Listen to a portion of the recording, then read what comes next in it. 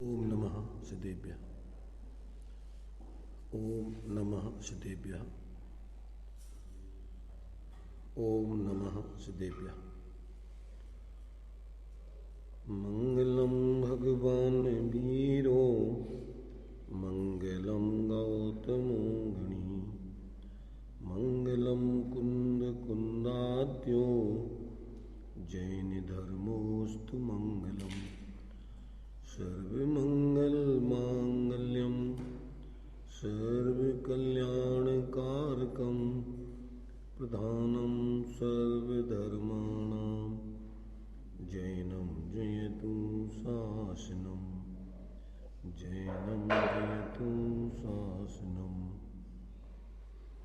वंदितु सर्वसिद्धि दुविमचलमणोभवं गतिं पत्ते बोच्छामि समय पाहुडु मणिमो सुध केवली मणिनम नमः समय साराय स्वानुभूत्या चकाशति चित्सुभावाय भावाय सर्वे भावांतरच्छिदे।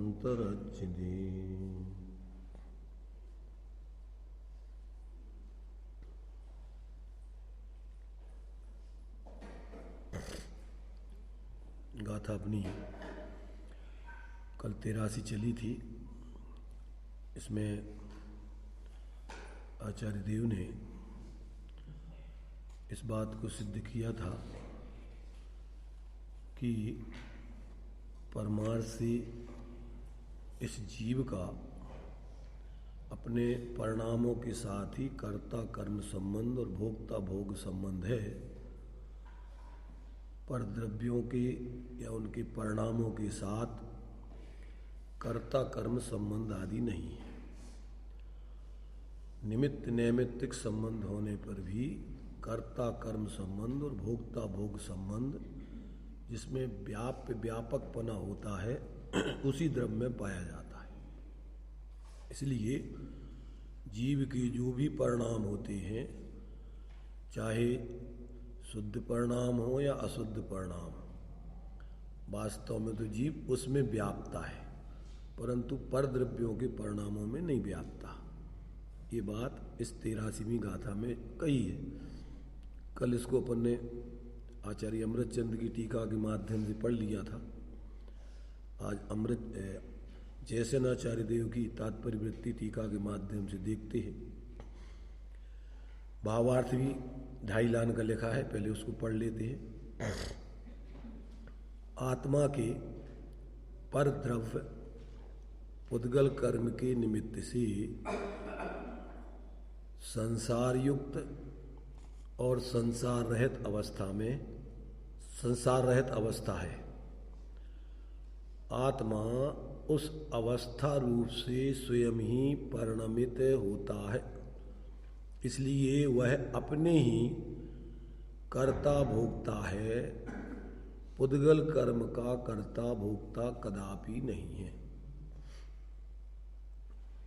ये बात यहाँ पर अपन को ज्ञान में अच्छे से समझ लेना चाहिए कि जो भी परद्रव्यों को आप निमित्त बनाते हो या निमित्त बनते हैं, परंतु उस निमित्त होने पर जो कर्मों के साथ निमित्त होने पर यहाँ पर दोनों प्रकार से निमित्तपना कर्मों का बताया, संसार रहित अवस्था और संसार अवस्था।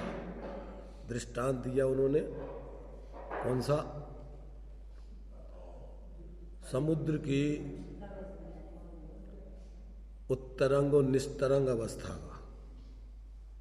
हवा के निमित्त से समुद्र उत्तरंग होता है और हवा के ना होने से निस्तरंग होता है, परंतु हवा के साथ उस उत्तरंग और निस्तरंग अवस्था का कर्ता कर्मपना नहीं है।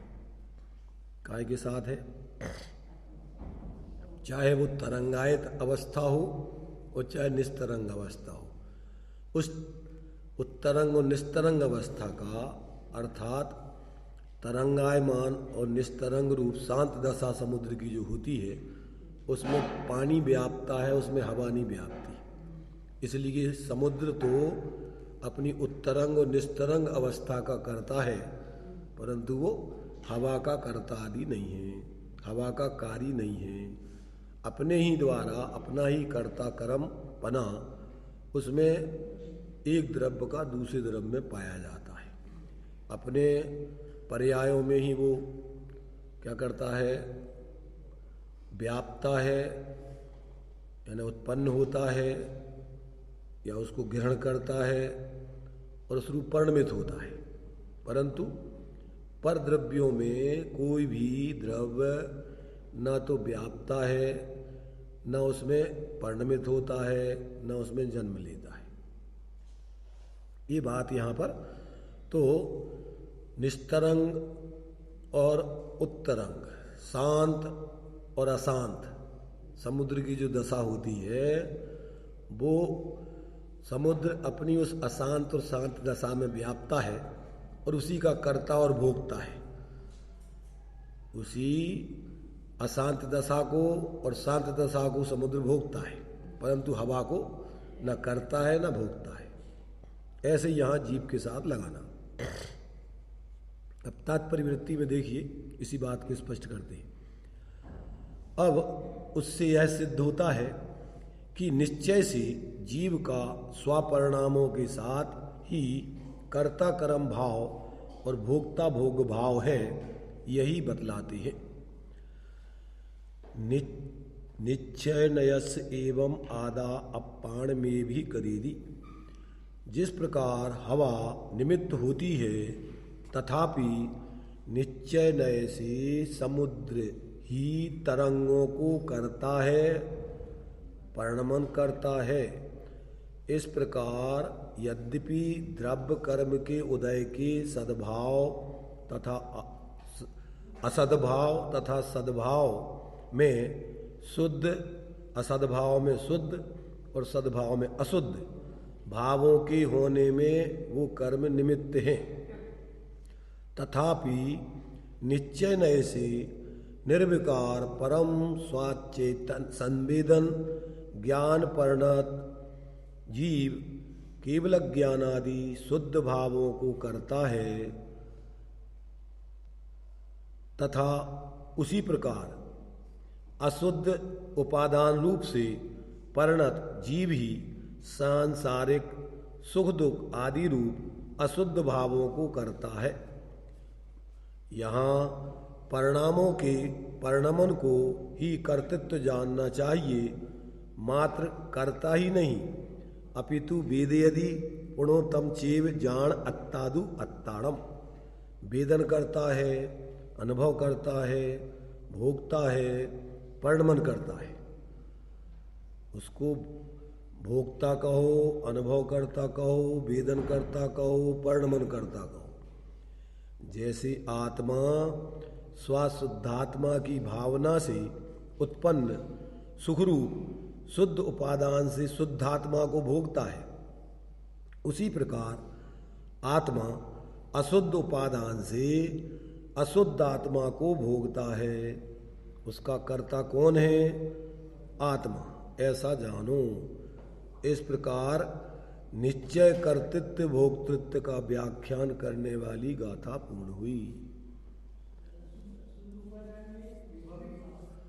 अशुद्ध उपादान में पर्याय का जो भी परिणमन होता है वो परावलंबी पर सापेक्ष परिणमन वो पर्यार्थक नय का विषय है, और द्रव्यार्थक नय से अपने शुद्ध द्रव्य को उसकी जैसी अपनी स्वरूप की भावना भाता है तो स्वरूप को भोगता है, और पर की भावना भाता है तो अशुद्ध भावों को, जो 186 गाथा इसमें दी है आगे, जो जानता है शुद्ध को वह शुद्धता को प्राप्त हो, जो जानता अविशुद्ध को अविशुद्धता को प्राप्त हो।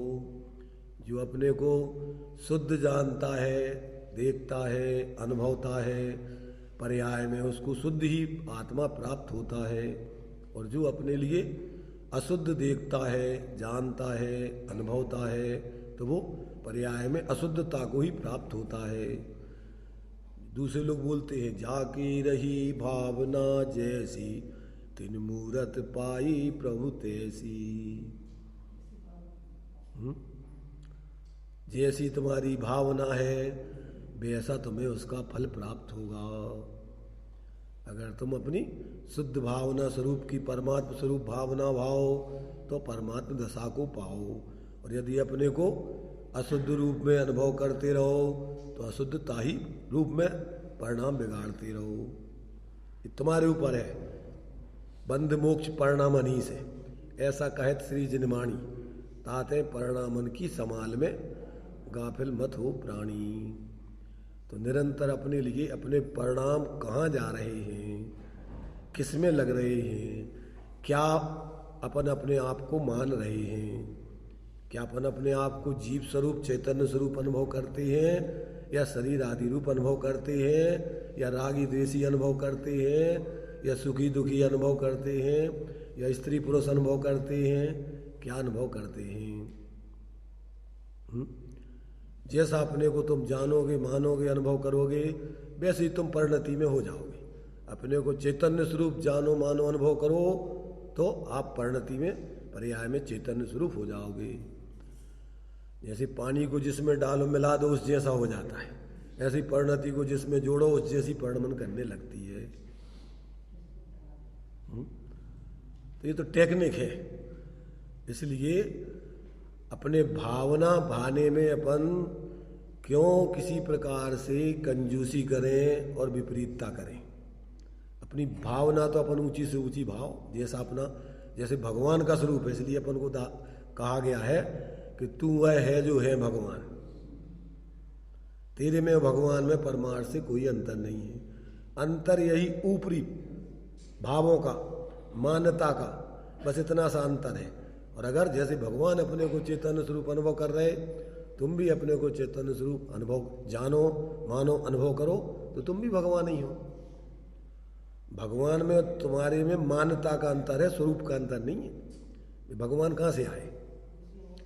अपने स्वरूप को ही अंदर में अनुभव करके भगवान बने, और तुम अपने स्वरूप को भूल करके संसारी बने हुए हो। वो महावत पियो अनादि, और भूल आपको, अपने को भूल के भ्रमित हो रहे हो, और अपने को अपने स्वरूप जानकर मानकर अनुभव करके भगवान हो। तो अब क्या रहना है तुम्हें? संसारी रहना है कि भगवान का अनुभव करना है? भगवान कोई देता लेता नहीं है, भगवत्ता तुम्हारे अंदर विद्यमान है। सिर्फ तुम्हारे लिए उसको अंदर में देख जानकर अनुभव करके और प्रकट करना है भगवत्ता पर्याय में। सभी जीवों के अंदर सबकी गठरी लाल, लाल बिना कोई नहीं, याते भय कंगाल और गांठ खोल देखी नहीं। मिथ्यात्व की गांठ, परद्रव्य गुण पर्यायों में अहंकार ममकार की गांठ,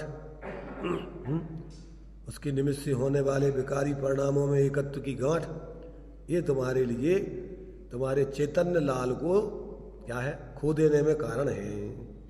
खोया नहीं है। दृष्टांत ये, मुट्ठी में रख के सोना भूल गया कोई, इधर उधर ढूंढता फिर रहा है। ऐसे ही तन मंदिर में देव हैं, जन मंदिर खोजन, और हंसी आती देख कर प्रभु भिक्षार्थ भ्रमंत। योगिंदी देव कहते हैं योगसार कि ये स्वयं स्वभाव से भगवान है और अपने को भूलकर हैरान हो रहा है। तो अब क्या करना है? हैरान रहना है कि भगवान बनना है? तो भगवान बनना है तो अंदर में भगवत्ता को देखो अपनी, भूल गए हो। तो यहाँ कहते हैं कि ये जिस प्रकार से जीव क्या है कि जब ये जीव वास्तव में जिस प्रकार से अपने को भाता है उस प्रकार से पर्याय में हो जाता है, तो अपन को अनादिकाल से अपने को भूलकर, और ये क्या कर रहा है, अपने को संयोग संयोगी भाव आदि रूपी पर्याय दृष्टि से अनुभव करके दुखी है ये जीव। तो इस प्रकार से यहाँ पर सिद्ध किया कि कर्म तो वास्तव में जीव को यहाँ पर निमित्त मात्र होते हैं, परंतु वो जो भाव अंदर में जो परिणाम है वो जीव का अपना है, उस भाव का कर्ता कर्म नहीं है। विकारी परिणामों को निमित्त करके जीव अपने विकारी परिणाम अपने से करता है, कर्म से नहीं होते।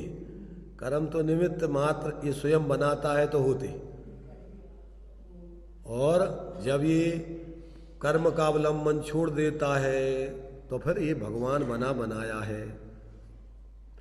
भाव भावक संकर दोष गे ज्ञायक संकर दोष में अभी अपन ने पुरुषार्थ सिद्धि उपाय में पढ़ा था कि ये जीव क्या करता है कि जिस प्रकार से अपने को एक दो दृष्टांत दिए थे, भाव भावक संकर दोष और एक गे ज्ञायक संकर दोष में। तो भाव भावक संकर दोष में क्या दिया था? भाव भावक संकर दोष में भूताभिष्ट पुरुष का दृष्टांत दिया था, और गे ज्ञायक संकर दोष में कौन सा? ध्यानाविष्ट पुरुष का दृष्टांत था। एक बार फिर से अपन पढ़ लेते हैं ताकि अपन को समझ में आ जाए। देखिए, ये जो है एक दृष्टांत यहाँ दिया है, पहले ये 43 पेज पे है।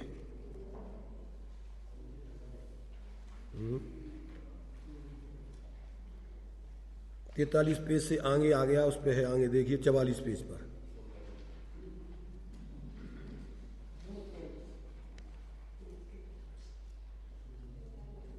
चवालीस पेज पे मिल गया।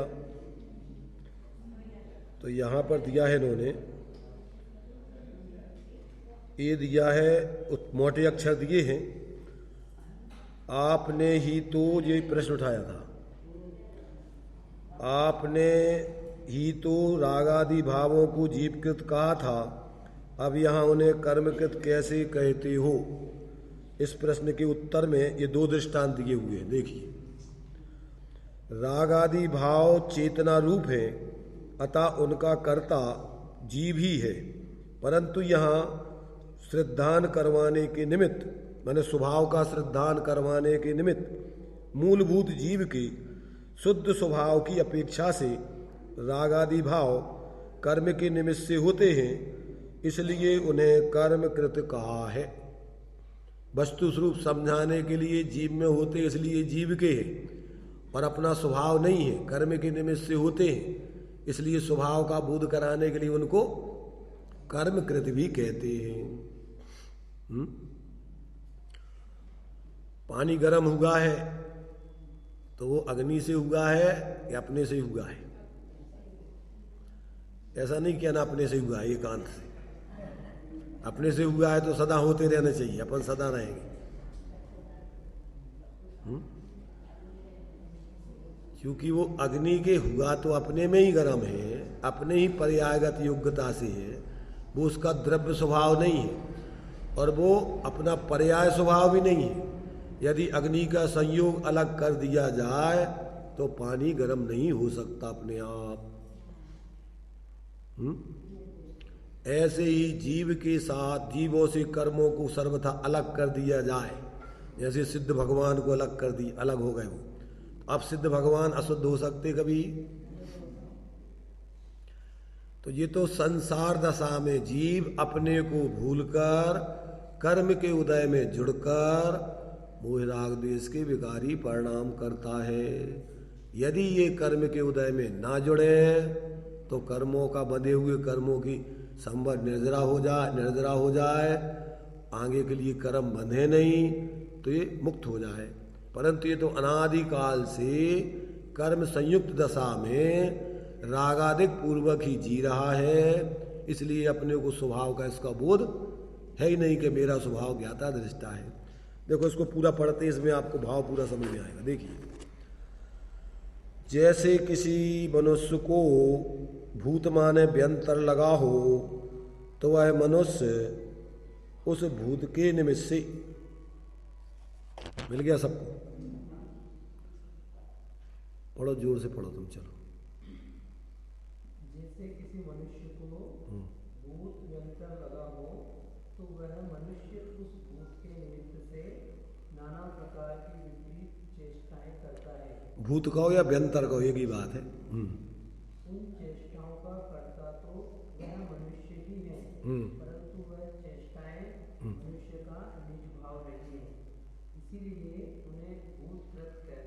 अपन लोग में भी कहते भैया इसको भूत लग गया। माने जब वो अपनी ओरिजिनल जो मनुष्यकृत चेष्टाएं जैसी सहज होती वैसी नहीं करता तो फिर वो अपन कहते इसको भूत। वो चेष्टाएं तो वो ही कर रहा है, परंतु वो किसके निमित्त से कर रहा है? भूत के प्रभाव में आकर के कर रहा है। वो उसकी ओरिजिनल स्वाभाविक मनुष्योचित चेष्टाएं नहीं है। उसी प्रकार यह जीव कर्म के निमित्त से नाना प्रकार विपरीत भाव रूप परिणमन करता है। विपरीत भाव रूप माने मिथ्यात कसाय आदि रूप। तो ये ऐसा परिणमन करता है तो ये भूताविष्ट पुरुष का अधिष्ठान है। ये इसका ओरिजिनल भाव नहीं है। उन भावों का कर्ता तो जीव ही है, परंतु वह जीव के निज भाव नहीं है। अतः उन भावों को कर्मकृत कहते हैं। अथवा कर्मकृत जो नाना प्रकार की पर्याय वर्ण गंध रस स्पर्श कर्म नो कर्म देव नारक मनुष्य तुर्यंश शरीर सहनन संस्थानादि भेद अथवा पुत्र मित्र मकान धन धान्यादि इन समस्त से शुद्धात्मा प्रत्यक्ष भिन्न ही है। जिस प्रकार कोई मनुष्य ये तो एक दृष्टांत हो गया। अभी क्या यहाँ क्या लेना है कि जैसे विकारी परिणाम कहो या कर्म के निमित्त से आपको जो शरीर आदि नो कर्म मिले हैं, धन मकान रुपया पैसा पुत्र, जो अपन को जितने अघातिया कर्मों के निमित्त से संयोग मिले हैं, ये सब आत्मा से सब भिन्न ही है स्वभाव से। 29 भावों में अपन ने अभी पढ़ा था, 29 भावों से आत्मा का स्वरूप पृथक ही है। राग आदि को आदि लेकर जितने भी संयोग है और वे सब आत्मा से पृथक हैं। तो ये 8 कर्मों के निमित्त से जो भी परिस्थिति बन रही वो सब आत्मा का स्वरूप नहीं है। तो अब जीव क्या है? इस कर्म के परिस्थितियों को अपना स्वरूप मानता है, तो ये भूताविष्ट पुरुष हो गया। अगर ये इन स्वरूप अपने को अनुभव नहीं करे तो स्वयं चैतन्य स्वरूप तो है ही, अपना चैतन्य रूप अनुभव करेगा। इसलिए अनादिकाल से ये भूताविष्ट पुरुष का जीवन जी रहा है। मोह राग द्वेष आदि कहो, शरीर आदि रूप कहो, धन संपत्ति आदि रूप, स्त्री पुत्र आदि रूप, अपने को माता पिता आदि रूप, जो भी कल्पनाएं हैं चैतन्य स्वरूप आत्मा को छोड़कर, ये सब भूताविष्ट पुरुष की विकल्प है, मोहजन्य भाव है जो अपन को दिया है। किस लो आत्मा तो कैसा है? आत्मा ज्ञानम स्वयं ज्ञानम ज्ञानात अन्यत करोति किम परभावस कर्ता आत्मा मोहो अयम व्यवहारिणाम। आत्मा ज्ञान स्वरूप है तो ज्ञान के अलावा वो क्या कर सकता है? कुछ नहीं। और ज्ञान के अलावा जो कुछ भी कर रहा है ये व्यवहारी अज्ञानी जीवों का मोह भाव है, ये उसका स्वभाव नहीं है।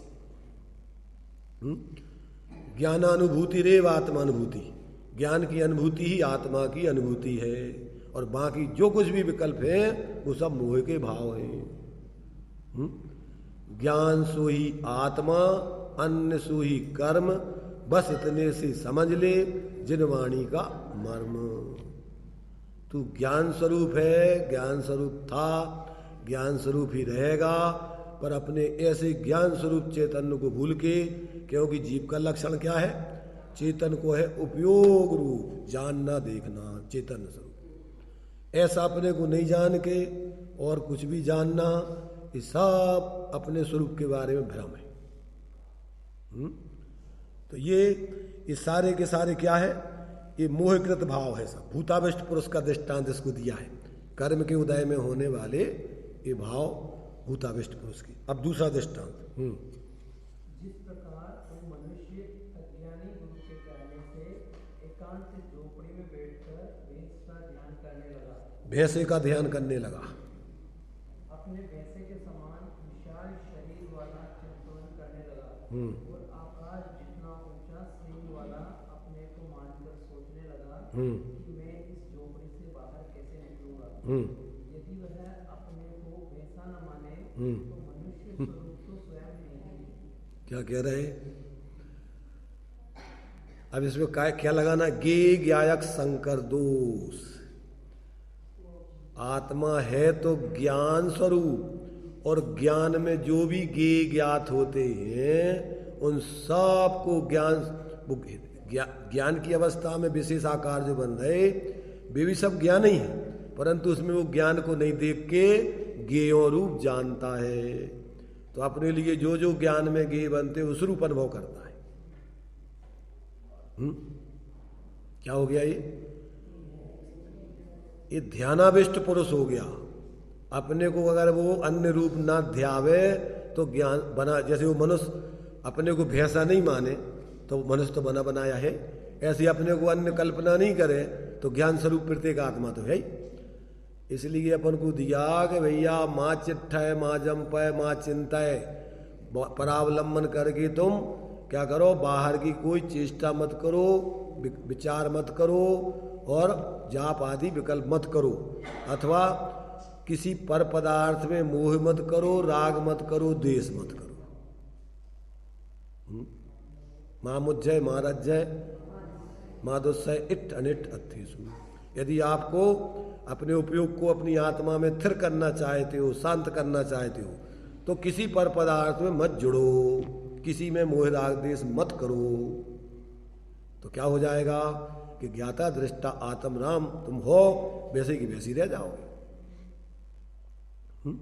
अगर पानी को गर्म नहीं करो तो पानी को शीतल करना पड़ेगा कि उसका स्वभाव है, वो तो स्वभाव है।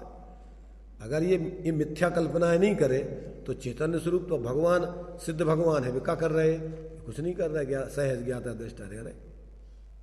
ज्ञाता दृष्टा तो स्वभाव है, पानी को ठंडा करना नहीं है, गर्म करना बंद कर दो तो ठंडा तो उसका स्वभाव है। ऐसे अपन मिथ्या कल्पनाएं करना बंद कर दो तो शांत निराकुल रहना तो तुम्हारा स्वभाव है। जब अपन ज़्यादा सोचते हैं ना तो दिमाग खराब हो जाता है, तो अपन कहते भैया हमसे बात मत करो। मतलब क्या करो, अब हम थोड़े उपयोग को हमें शांत रहने दो, हमें फालतू के विकल्प नहीं करना। जो ज़्यादा सोचते हैं वही पागल हो जाते हैं। सीमा से ज़्यादा सोचे उनके दिमाग के स्क्रू ढीले पड़ जाते हैं, तो फिर उनका बस में ही नहीं रहते विचार चलते यद बदतवा विचार चल, कुछ भी सोचते रहते। ये मोह में जितना ज़्यादा तीव्र मोह होता जीव को, उतना ज़्यादा कल्पनाएं करता रहता है, और उतनी ज़्यादा है कल्पना, ऐसा हो जाए ऐसा हो जाए ऐसा हो जाए ऐसा, अब वो पागल हो जाता है वो। अपनी जी माता जी को थोड़ा दिमाग बाद में डिस्टर्ब हो गया था ना, विशालमती जी का, कैसे हुआ था, क्या कहती थी आखिरी में वो विज्ञानमती जी माता जी के बारे, ये मेरा पद लेना चाहते हैं। पद भी व्यक्ति को पागल कर देते हैं। इसलिए आचार्य पद छोड़ के समाधि करना पड़ती है। या पद है पद,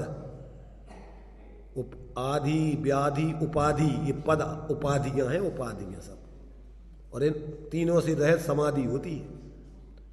मानसिक, आदि शारीरिक, व्याधि और पारिवारिक सामाजिक उपाधि, बाप माँ, ये उपाधियां हैं सब समाज की। अध्यक्ष, मंत्री, संतरी, ये सब पागल बन जाते हैं ज़्यादा अगर उसमें एकत्र बुद्धि कर ले तो। जितने नेता लोग हैं ये तो बिल्कुल ही पागल ही है, बिल्कुल समझ लेना। अकेले उनको अगर अपन उसमें भेजते नहीं है सिर्फ अकेले, चैन से बैठ नहीं सकते, अब कुछ ना कुछ खराब बात उनको चाहिए करने के लिए। बिना तत्व ज्ञान के, आत्मज्ञान के, इसलिए चक्रवर्ती पद आदि सम्यक दृष्टियों को मिलते, मिथ्या दृष्टियों को नहीं। उस पद में आकर के अगर वे मिथ्या दृष्टि बन जाते तो साथ में नरक जाते, क्योंकि वे क्षयोपम सम्यक में भी मिलते हैं और छायक सम्यक में भी मिलते हैं।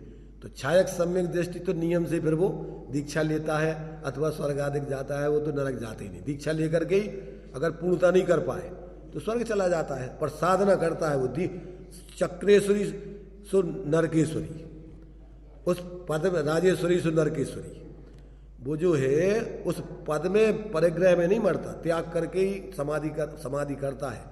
अब पूर्णता नहीं कर पाए तो स्वर्ग जाएगा, और पूर्णता कर ले तो मोक्ष जाता है। इसलिए 12 चक्रवर्तियों में कितने मोक्ष गए? 8 चक्रवर्ती मोक्ष गए, 2 चक्रवर्ती नरक गए, 2 चक्रवर्ती स्वर्ग गए। जो उस पदों में ही, ये तुम्हारे से उसी पद में और आगे बढ़ने की योजना है, तो भी नरकों को चले गए।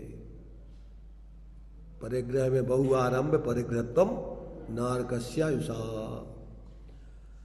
तो देखो भाई, यहां पर ये आत्मा अपने भावों से ही सुखी होता है और भावों से ही दुखी है। भावो बंधो भावो मोक्षो, बंध मोक्ष परिणामन ही से, ऐसा कहत श्री जिनवाणी ताते परिणामन की समाल में गाफिल मत हो। तो अब यहां दो दृष्टांत दिए, एक तो विकारी भावों में एकत्व करना, एक भूताविष्ट पुरुष बन जाता है, और एक गेयों में एकत्व बुद्धि करना, ये ध्यानाविष्ट पुरुष हो जाता है।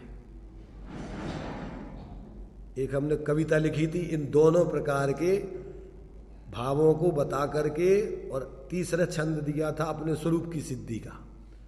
तो उसमें दिया था, कौन सृजन करता है अंदर नित नूतन मधुरिम सुविचार। जितने भी विकल्प विचार उठते हैं पुण्य पाप के सब, तो कौन सृजन करता है अंदर नित नूतन मधुरिम सुविचार। नहीं दिखाई देता मुझको कहाँ छिपा वह सृजनहार, वह सृजनहार, वह सृजनहार।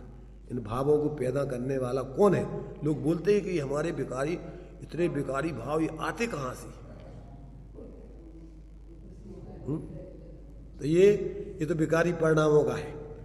अब आगे दूसरा क्या दिया है, चित्र विचित्र बनाता नित नव, जो मनमोहक विविध प्रकार, नाना रंग कहाँ से लाता, कैसे करता वह श्रृंगार, वह चित्रकार, वह चित्रकार।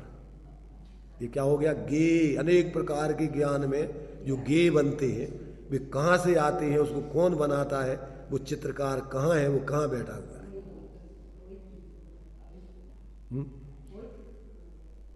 क्या? एक तो अंदर विकल्प पैदा होते रहते निरंतर, भाव, अपने भाव अच्छे बुरे चलते रहते। पुण्य दिन रात स्वभाव शुभ भावों से मेरा व्यापार चला करता, मानस वाणी और काया से आश्रव का द्वार।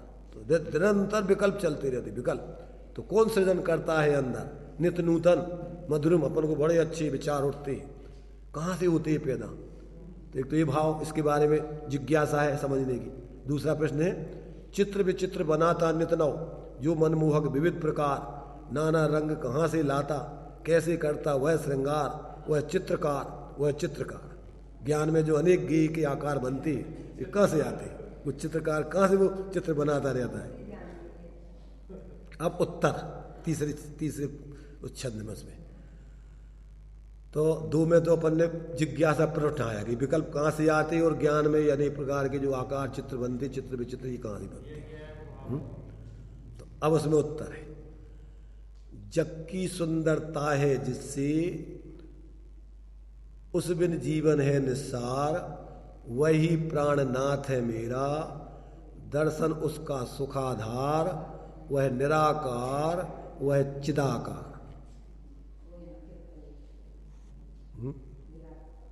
क्या? जग की सुंदरता है जिससे, अगर जीव को अलग निकाल दो तो संसार शून्य है। इसको कौन जानेगा? न जीवों को, न अजीवों को, न संसार को, न मोक्ष को, न मोक्ष मार्ग को, न सुख को, न दुख को, कौन जानेगा? तो जग की सुंदरता है जिससे उस बिन जीवन है निस्सार, वही प्राणनाथ है मेरा, दर्शन उसका सुखाधार, वह कैसा है? वह निराकार, वह चिदाकार। चिन्मूरत बिनमूरत अनु। तो ये जब तक व्यक्ति को अपना ओरिजिनल स्वरूप, अब ये गेयाकार और अपन को राग द्वेष मोह आदि के विकारी परिणाम, इनमें ही 24 घंटे जीव अपने को अनुभव करता रहा है। इससे पृथक सामान्य ज्ञान स्वरूप, चैतन्य स्वरूप, अपने स्वरूप को आज तक निर्विकल्प अनुभव नहीं करता। इसलिए उसका दर्शन सुखाधार, जो भी जीव सुखी होते हैं उसके स्वरूप के दर्शन से ही होते, उसके दर्शन के बिना आज तक कोई सुखी नहीं हुआ। और जग की सुंदरता है जिससे उस बिन जीवन है निस्सार, वही प्राणनाथ है सबका। ऐसा है वो। दर्शन उसका सुखाधार, उसके दर्शन से ही जीव सुखी होता है। वह कैसा है? वह है निराकार, वह है चिदाकार। वो कोई चित्र विचित्र नहीं है, ज्ञान स्वरूप है, और वो चैतन्य स्वरूप है, राग द्वेष मोहमय नहीं है, वो चैतन्य स्वरूप, चिन्मूर्त बिनमूर्त। पुद्गल का माने गेयों का भाव बताने के लिए बिनमूर्त, और विकारी परिणामों का भाव बताने के लिए चिन्मूर्त। वो चैतन्य स्वरूप है और ज्ञान स्वरूप है, वो गे रूप नहीं है, वो पुद्गल आदि रूप नहीं है। ऐसा जब तक जीव को अपने स्वरूप का बोध नहीं होता, तब तक निरंतर संकल्प विकल्प संकल्प विकल्प संकल्प विकल्प, मेरा तेरा, ऐसा वैसा, मरते मरते तक भी ये सोचता रहता बाहर की सब। और होना जाना कुछ नहीं, हाथ में कुछ नहीं है। जो कुछ होना है वो पर्याय उनकी अपनी अपनी योग्यता अनुसार उदय अनुसार होना है। होता स्वयं जगत परिणाम, कोई किसी का नहीं करता काम, अकेला मिथ्या परिणाम करके दुखी रह सकता है बस। एक वस्तु को दूसरी वस्तु को छूने का अधिकार नहीं है, क्योंकि अपने चतुष्टय से दूसरे के चतुष्टय में जब तुम जा ही नहीं सकते तो उसका करोगे क्या? तुम बिना उसमें जाओगे, दूर रह करके तुम क्या कर सकते हो? इसलिए जब तक व्यक्ति को ऐसे तत्व का बोध नहीं होता है, वस्तु स्वतंत्रता का ज्ञान नहीं होता है, अपने स्वरूप का निर्णय नहीं होता है, उसका अनुभव नहीं होता है, तब तक शांति की गंध जीव को कभी नहीं आती। कहने से आत्मज्ञान बिना सुख लेस न पायो। अनंत बार सब कुछ कर लिया पर ये काम नहीं किया। संसार की होशियारी सब सीख ली, परंतु ये होशियारी नहीं सीखी, ये समझदारी का काम आज तक नहीं किया। तो देखो क्या कह रहे, तो ये कहते हैं उसी प्रकार यह जीव मोह के निमित्त से अपने को वर्णादि स्वरूप मानकर देवादि पर्याय में अपनत्व करता है। यदि न माने तो अमूर्तिक शुद्धात्मा तो आप बना बनाया बैठा ही है। इस प्रकार यह आत्मा कर्मजनित रागादि भाव अथवा कर्मजनित वर्णादिक भाव से सदा काल भिन्न है। तदुक्तम ये कहा भी है, वर्णाद्या वा राग मोहादयो वा भिन्ना भावा सर्व एवांश पुंसा।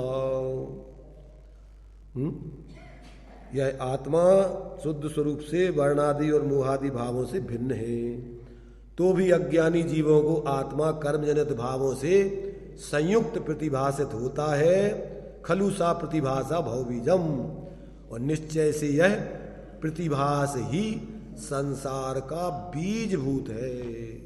ये मिथ्या प्रतिभास ही इसको संसार में भ्रमण करा रहा है, भ्रम रोग हो गया है इसको। अपने का स्वरूप अपने रूप नहीं जान के अपने को अन्य रूप अनुभव करता है। तो जैसे समस्त वृक्षों का मूलभूत बीज है, वैसे ही अनंत संसार का मूल कारण कर्मजनित भावों को अपना मानना है। इस प्रकार अशुद्धता का कारण बता दिया गया। अब अगर आपको अपनी सिद्धि करना है तो इस सब भावों से पृथक निरस्त होकर अपने स्वरूप को, अपने रूप पर द्रव्यंते भिन्न अपने स्वरूप को जानो, मानो और उसी में लीनता करो। बस ये मोक्ष का उपाय है। मोक्ष मार्ग किसे कहते? पर द्रव्यंते भिन्न आप में रुचि सम्यक्त भला, आप रूप को जान पनो सम्यक ज्ञान कला, आप रूप में लीन रहे थे सम्यक चार सोई। और यही सुखी होने का मार्ग है, जब जानो तब होई।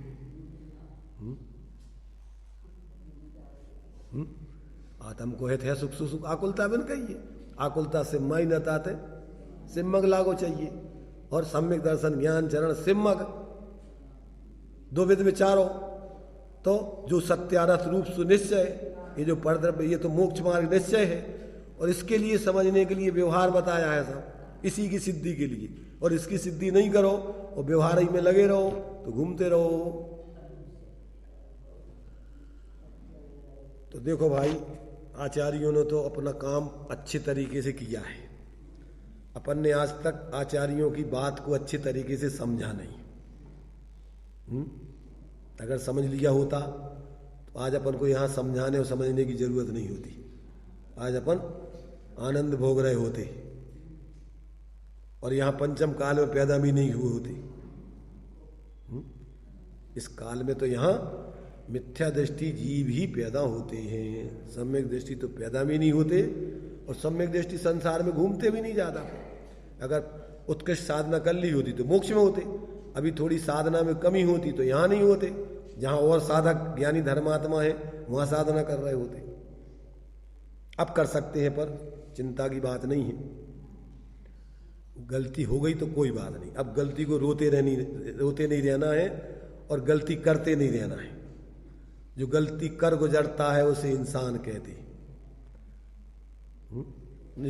नहीं, जो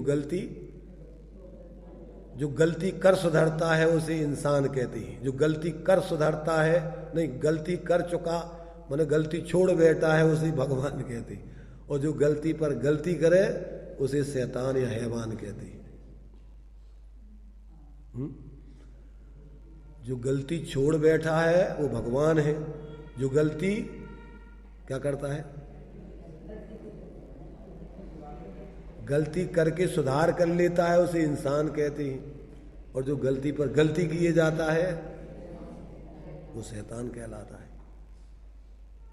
तो अपन को गलती हो गई कोई बात नहीं, पर सुधार कर लें तो भी ठीक है। और अगर सुधार नहीं करके फिर भी वही के वही गलती दोहराते रहे तो इस समझदारी का काम नहीं। तो इसमें अपन को इस 83वीं गाथा में जीव अपने परिणामों का करता है। कर्म सापेक्ष दशा हो चाहे कर्म निरपेक्ष दशा हो, परंतु वो अपने परिणामों का करता है, पर का करता किसी भी हालत में नहीं है। ये बात यहाँ पर इन्होंने तात्पर्य व्यक्ति में बतलाई है। तो जिस प्रकार हवा निमित्त होती है तथापि निश्चय ऐसे समुद्री तरंगों को करता है, परिणमन करता है, इस प्रकार यद्यपि द्रव्य कर्म के उदय से असद्भाव तथा सद्भाव, शुद्ध तथा अशुद्ध भावों के होने में निमित्त हैं। द्रव्य कर्म क्या है, जीव के द्रव्य कर्म के उदय के सद्भाव तथा असद्भाव या असद्भाव तथा सद्भाव, शुद्ध तथा अशुद्ध भावों के होने में निमित्त मात्र है। तथापि निश्चय नैसी निर्विकार परम स्वासंवेदन ज्ञान पर्ण जीव केवल ज्ञान आदि शुद्ध भावों को करता है, तथा उसी प्रकार अशुद्ध निश्चय नय माने विकारी परिणाम रूप में अशुद्ध उपादान रूप से परिणत जीव ही सांसारिक सुख दुख आदि रूप अशुद्ध भावों को करता है। यहाँ परिणामों के परिणमन को ही कर्तृत्व जानना चाहिए, मात्र करता ही नहीं, अपितु वेद यदि पुणम तम चेव जान अत्तादु अत्ताणम। वेदन करता, अनुभव करता, भोगता, परिणमन करता भी जानना चाहिए उसी को करता, उन्हीं भावों का करता और उन्हीं भावों को भोगता।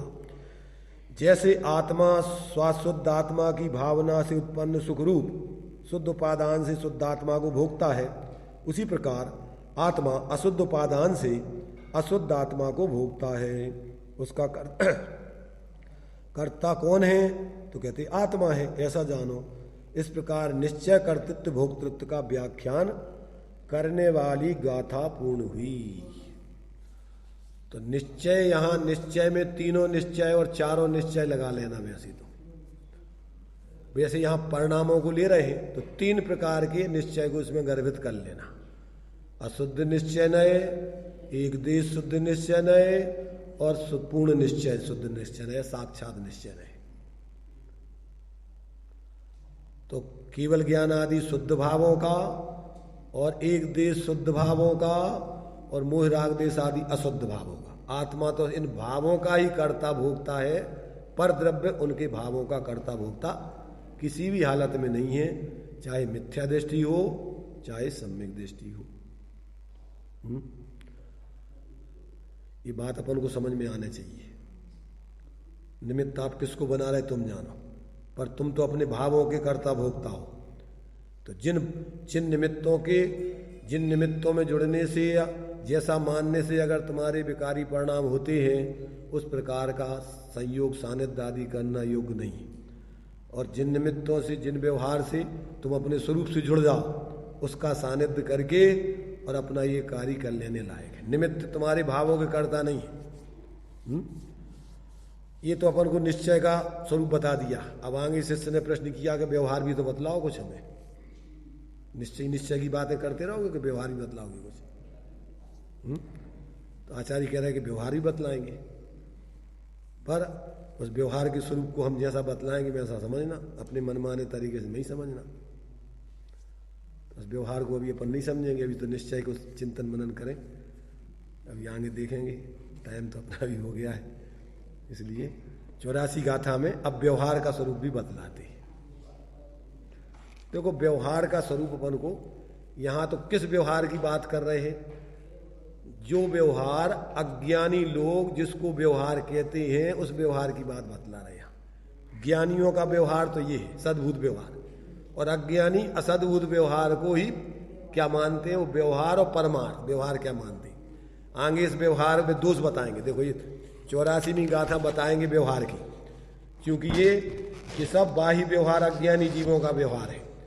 और इस व्यवहार में फिर दूषण देंगे कि अगर तुम इस व्यवहार को परमार्थ मानते हो, व्यवहार नहीं समझते, तो तुम्हारे लिए फिर क्या होगा कि तुम्हारे संसार का भाव नहीं हो पाएगा। व्यवहारी से संसारी, अगर इस व्यवहार में तुम क्या रहोगे, लीन रहोगे, प्रवृत्ति करोगे, परमार्थ की प्रवृत्ति नहीं करोगे, तो इस व्यवहार से तो जीवन आदि काल से संसार में भटक रहा है।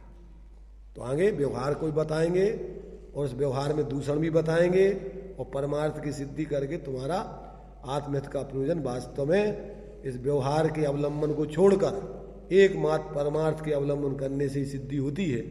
और जब तक आप उस परमार्थ का अवलंबन नहीं करोगे, तब तक ये लोक व्यवहार तुम्हारा जो है किसी अपेक्षा से जरूरी है लोक में जीने के लिए, परंतु आत्मकल्याण करना है तो इस सारे व्यवहार का अवलंबन छोड़ के एकमात्र तुम्हें परमार्थ की अवलंबन करके उसकी सिद्धि करना चाहिए। आगे इस व्यवहार आदि का भी खुलासा करेंगे, और फिर किस रूप में मानना और किस रूप में नहीं मानना, अज्ञानी किस रूप मानते हैं, ज्ञानी इसको किस रूप मानते हैं, और उसमें से क्या करते हैं, ये सब बातें आगे स्पष्ट करेंगे। अभी अपना टाइम हो गया, यही कुछ विराम लेते हैं। दिव्य वाणी दिव्य अंता तत्व को सुप्रकाशति, वेद दर्शा कर स्वपन भार सिर का उतारती, चैतन्य कायम व्रत